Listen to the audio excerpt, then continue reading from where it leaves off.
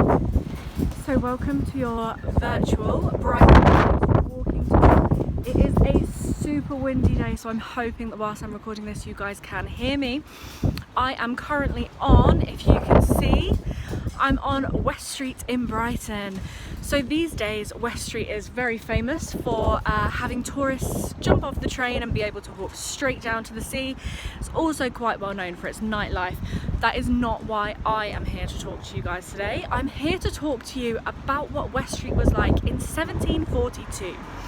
So it looked a little bit different than how it does today.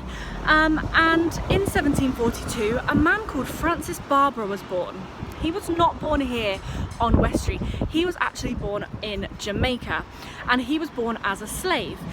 This was at a time when abolition talks about ending slavery were kind of starting up, and Francis came with his slave master over to England, and his slave master actually decided to set him free here. So when he was set free, he started working for a man called Samuel Johnson. Now Samuel Johnson is a very, very famous author, and Samuel saw Francis Butler as actually being a really good friend to him. Samuel, he hired him as a butler, but he ended up confiding in him as a friend and letting him help on everything he worked on. And Francis Barbara actually helped Samuel Johnson to write the first version of the English dictionary that ever existed. So I've brought you here because Samuel Johnson and Francis Barbara together frequently visited Brighton. They came to this house here, 78 West Street, which was the home of Hester and Henry Thale. These were Samuel Johnson's friends. You can see the plaque here. We've visited some plaques in Brighton already on our local history project. We're going to talk a little bit about this one. So Francis Barbara, you might notice, isn't mentioned in this plaque, despite the fact that he came down here all the time with Samuel Johnson and helped him to do the things he did. So in a minute we're going to have a little bit of a discussion about why do you think he's not mentioned in this plaque, and do you think he should be mentioned in this plaque. So Francis and Samuel used to come down to Brighton. They used to stay here a lot. When Samuel Johnson died, he left Francis Barbara with a lot of money because he saw him as a really close friend. He saw him almost as family. Francis Barbara moved to Lichfield, where he set up a school with the money that Samuel Johnson had left for him. So he wanted to put that back into the community. He was a really, really nice guy.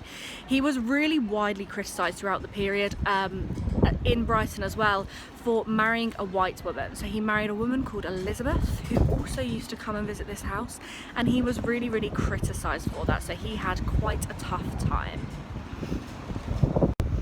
So for stop number 2, I am outside the Queen's Hotel on Brighton's lovely, lovely seafront, and I'm here to tell you about a man called Sheikh Dean Mohammed. Now Sheikh Dean Mohammed was born in 1759, and he is best known for introducing shampoo and Indian food to England. So Sheikh Dean Mohammed actually created the first Indian restaurant that we had in England up in London. But that is not the only reason he's famous in Brighton. So you might be wondering, why have I brought you to the Queen's Hotel? This didn't always used to be the Queen's Hotel. In the 1700s, this was actually Mohammed's baths. Sheikh Dean Mohammed turned this building here, this very building, into a spa for people. Brighton's sea was thought to have healing properties, and what he did was he pumped the water from the sea over there into these buildings here, and people could come here, they could have thermal baths in seawater, and they could also get Indian head massages, was another thing he offered. Sheikh Dean Mohammed, whilst he was here, attracted the attention of George IV. We all know George IV, what a great extravagant king. He used to be most of the time he was based up in the pavilion, and when he was in the pavilion he hired Sheikh Dean Mohammed to be his official shampoo surgeon. So the Sheikh used to go from his spa here down to the pavilion and would wash King George's hair for him. So that is why Sheikh Dean Mohammed is important in Brighton. After he set up his spa here, he actually lived the rest of his life here and had children, and a bit later on we are going to meet his grandson. So for stop number 3, I am opposite here. You can see behind me the Chapel Royal Brighton. Sorry that I'm not filming any closer to it. It's a very windy day and I want to make sure you can hear me, but I will walk up to it when I'm done having a chat with you. So I'm here to tell you about a man called George Bridgetower. Now, George Bridgetower was born in 1778 and he was a violinist. He was a really talented violinist. He actually travelled around Europe performing, and he caught the eye whilst he was in Brighton of King George IV. So when he was only 13 in 1781, King George IV saw him perform, decided thought he was really talented, and he was going to pay for the rest of his education. So George IV saw that George Bridgetower, a bit confusing, they're both called George, but the king saw that George Bridgetower was really talented, paid for his musical education, and then later employed him to be part of his royal orchestra. So whilst he was part of the royal orchestra, George would play here in the Chapel Royal behind me and just around the corner in Brighton Pavilion. George didn't live in Brighton, however. He was based in London, but he used to travel down with the king as and when he could. Eventually in 1809, he actually left employment with the king because he wanted to perform in London full time. So he did stop travelling down to Brighton in 1809. George Bridgetower was such a talented violinist that even people like Beethoven would write about him. There are letters from Beethoven to Beethoven's friends explaining that he's found this really talented violinist, and Beethoven actually gifted George Bridgetower with a tuning fork.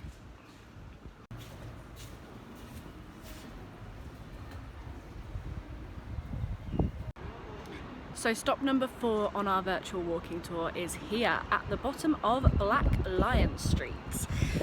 So Black Lion Street, right in the heart of the town centre, at number 2 Black Lion Street in 1849, Frederick Akbar Mohammed was born. He grew up in Brighton. He was the grandson of Sheikh Dean Mohammed, and he trained here as a doctor at the Royal Sussex County Hospital. He ended up actually moving to London to continue his training when he was in his 20s, and he in London won top physician of the year twice in a row. So they pronounced him the best doctor in England twice. Whilst he was in London, he did a lot of work to modify the blood pressure machine. So if you've ever had your blood pressure taken, you've had one of those things put around your arm, he actually modified it to make it like it is now. Before Frederick Akbar Mohammed modified it, it was actually a really heavy piece of machinery. It was very difficult to work and it wasn't necessarily that accurate. So he did some huge modifications to it, but actually he didn't get any credit for the work he did. It wasn't until 2005 when 3 medical students went up to London and read through his dissertation and realised that he deserved the credit that he got given it. Up until then, his supervisor had taken all of the credit for him. So stop number 5 is right here outside St Nicholas Church in Brighton. Now in 1862, this whole area here was absolutely completely full of people. There had been rumours in the newspaper that there was going to be a royal wedding here, and so all of the people in Brighton got nice and dressed up and they came down to the church to see what was happening. There were actually so many people that the bride could not get up this pathway here, and she actually couldn't get to the church at first. The bride was a woman called Sarah Forbes Bonetta. Sarah Forbes Bonetta was a West African woman. She was a West African princess who had been captured by a different royal family in Africa when she was younger and was going to be killed. But a British man who was over in Africa at the time decided that actually she'd make a really nice present for Queen Victoria. And so Sarah Forbes Bonetta was saved from death and brought over to England as a gift for Victoria.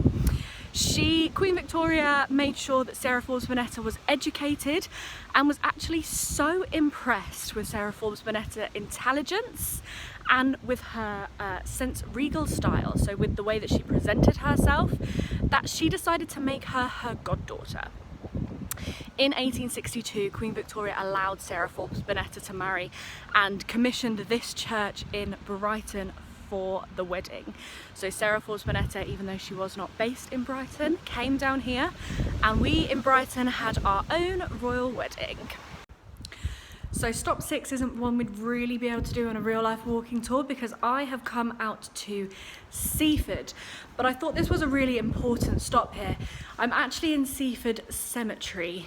So in 1914, as you know, World War I broke out, and Britain pretty soon in the war started to lose quite a lot of soldiers, and as you guys have already learned, we ended up recruiting some soldiers from our colonies. We didn't only recruit soldiers from India though. We also recruited soldiers from our Caribbean colonies, and in Seaford, right here in Sussex, we had Britain's first ever training camp for soldiers from the West Indies. So soldiers from the West Indies came over to Seaford in Sussex and were trained up to go and fight in the First World War. However, not all of them actually ended up making it. Because these soldiers were not necessarily used to these conditions, they came over in winter. It was a bitterly cold winter. A lot of them got ill, a lot of them caught pneumonia, and there was actually an epidemic of mumps which spread across the camp. There are 19 soldiers who died here in Seaford, didn't make it out to war in the first place. So I'm going to take you in to see them in a minute. There are 19 graves of West Indian soldiers, and it wasn't actually until 1994 that they got a proper ceremony. So in 1994, it was recognised that these soldiers had come across without their family to fight for our country and had actually died right here in England. And people from the British military and people from the West Indies came across to Seaford, and we had a big ceremony here to celebrate their lives. So all of these white gravestones here are dedicated to soldiers who died in World War I, and as you can see, these ones here, it says on it just here, are soldiers from the West Indies. So these graves here are all dedicated to the West Indies soldiers that were lost. So now I'm sheltering from the wind on a very busy road, but we are at stop 7 on our virtual walking tour, and I am here outside Boots on North Street. Why on earth might I be here? Well, this wasn't always a Boots. I'm sure you guys are shocked to hear. This actually used to be the Regent Dance Hall and Cinema, which was absolutely huge in the 1950s. Everybody went out there to party. And in 1948, we actually created the NHS in England. Now, when we first created the NHS, we actually didn't have enough people to staff it. And so we got across from all of our colonies, we employed loads and loads of nurses. So in 1950, we had black nurses come over to Brighton from all across the Caribbean islands. And this was the first time that Sussex Royal County Hospital had actually employed black nurses. So they came over here and trained at the hospital in Brighton over in Kemp Town. That is not a stop on our walking tour today. However, when they came here, they often didn't know anyone. So they came to the UK completely alone, and they had to make friends and they had to socialise. So they used to come here. They used to come to the Regent Dance Hall, now where Boots on North Street is. And they used to come, they used to dance, they used to listen to music. Yeah. But they also faced a lot of problems.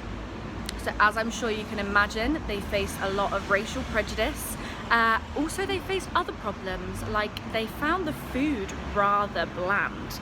So they actually used to go to the 2 Indian takeouts that we had in Brighton at the time. We've learnt about the guy who brought Indian takeouts to Brighton. They used to go to the 2 Indian takeaways where they actually got discounts in Brighton.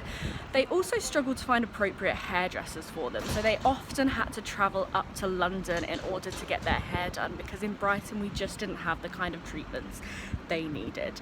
So although they had a really active life in Brighton, they were able to come and socialise, they did have a lot of problems too.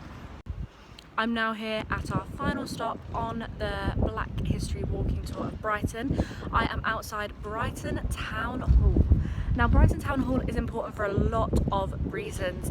It deals with birth certificates, death certificates, marriages, it deals with loads and loads of different things.